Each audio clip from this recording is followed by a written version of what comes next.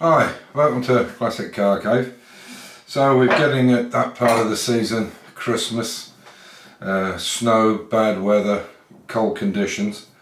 I don't want to come over as just a grumpy old bastard or a bit of a Grinch because it's Christmas time, but just to put some context into this, I spent most of my career either in the military, whether it was in the junior leaders from when I was 15 and a half until I joined the Royal Marines and did 9 years service, and then went from that almost straight into the oil business. I did have a garage business in between it, which failed badly, and then I joined the oil patch, and then was laid off 4 or 5 years later for a short period of time and started another garage up that was quite successful, but then ended up going back into the oil industry and finishing my career with it at the age of 55. I actually stayed until I was 56 because they made me an offer I couldn't refuse.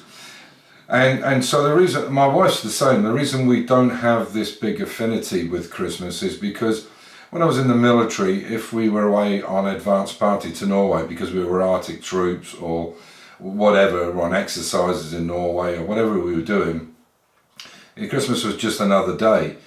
And it's the same with the rigs. When I first worked on the rigs, it was in the North Sea, and what they tried to do was get the single guys home for New Year and the married guys home for Christmas, if they had children. It wasn't always possible because the helicopter schedules didn't work that way, but that's what they tried to do. So this kind of special dates like anniversaries, birthdays, Christmases, I don't know, New Year, that kind of thing, it's just never really been a part of my life because every day I was at work was a Monday and every day I was off was a Saturday.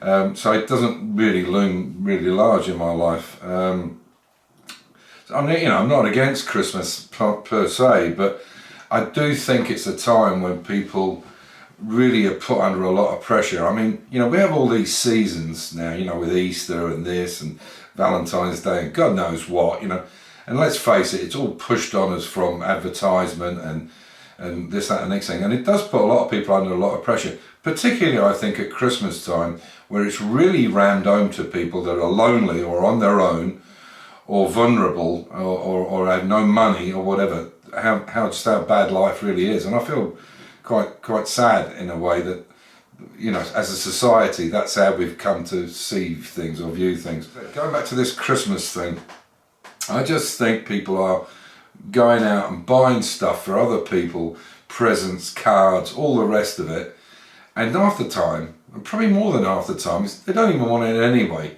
because they're having to buy it cheap because that's all they've got.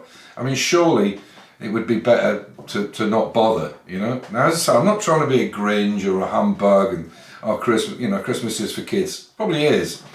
But what's happening now is we're more and more forced into, with advertising, forced into giving them more and more and more. And the more we give children, and it's been proved that, since the baby boomer situation, the more we give them, the more they expect, and the more they expect from society. And we're not doing them any favours here. We're really not teaching them anything. In fact, if anything, we're actually setting them up for a fall. Because we're telling them and mollycoddling them and sticking them in bubble wrap and saying, oh, you can have this and you can have that. And they go through the rest of life believing this is the situation, when it clearly is not. There's a massive difference in the reality of that when you're now on your own. You've got to pay your own rent, you've got to pay for food, you've got to pay for heating, whatever. You've got to pay for all your amenities. This costs money. And so mollycoddling somebody and keep giving them stuff, keep giving them this, giving them that, it's not teaching them anything. I don't know what the answer to it is. I mean, I've often thought, again, maybe it's because I'm ex-Marines, but I volunteered, so it's a different situation, but I've often thought that maybe bringing back national service wouldn't be a bad idea. Some people would say, well, that's wrong because there's people who are against wars, which I am as well. Being against military, of course I am. Any intelligent person would tell you the only winners in a war is people who manufacture arms, and of course the funeral directors. So yeah, I'm against that as well, but it doesn't mean that they couldn't teach these young people something, whether it be engineering or something. I mean, the minimum would be at least they would have some discipline, some self-discipline, and understand the way the world really works, the way the reality of the world, not just I want, and I expect, because this is the situation we're in now. Excuse me a second. The cost of living's going at the moment. I mean, you know, as I said, I go down and I'll buy some shopping for Amir and Refka and myself, and I'm looking at this stuff in a trolley, and I'm thinking, where is 150 euros gone, or 100 or 2, or whatever it is? You think there's nothing really that special in there. So what are people doing if their salaries are not going up, which is obviously the case? What are they doing? Are they eating less? Are they eating food of inferior quality? I don't know. I don't know what the answer is. I mean, what I can say is I don't think it's just energy prices alone. It's everything right across the board.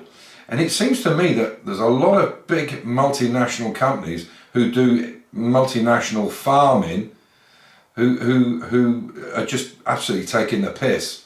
And it's through everything. It's DIY stuff, it's supermarkets, just about anything you touch these days, the price is X amount. You know, and I hear people say, oh, the price of fuel's gone down. It hasn't gone down at all. It should never have been up to where it was in the first place. A lot of these markets were, supposedly through COVID and everything else, of course there was a little bit of an hiccup in the supply line, but you're not telling me that they didn't have millions and millions of dollars worth of stock sitting around in warehouses. Of course they did.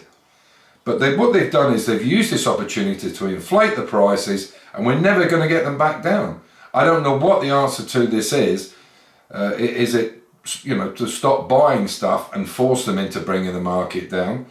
But unfortunately, human beings won't do that. We will not collectively get together and say, fuck you, we won't buy the stuff and we'll bring the price down that way. Unfortunately, we don't have a community spirit anymore. We have selfishness, and it's I, me and myself.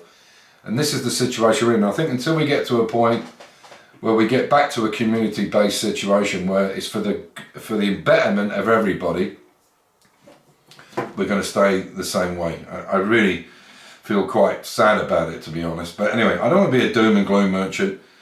You know, the other side of winter obviously is the roads, the snow, everything's, you know, and everything stops working.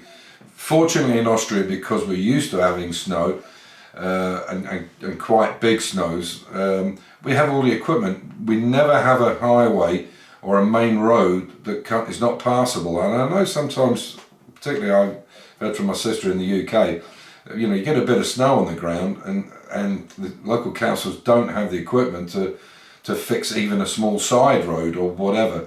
Here we're very lucky. They have a good system where the local farmers or the local people are paid by the government per kilometre to clear all the small roads. Excuse me a second.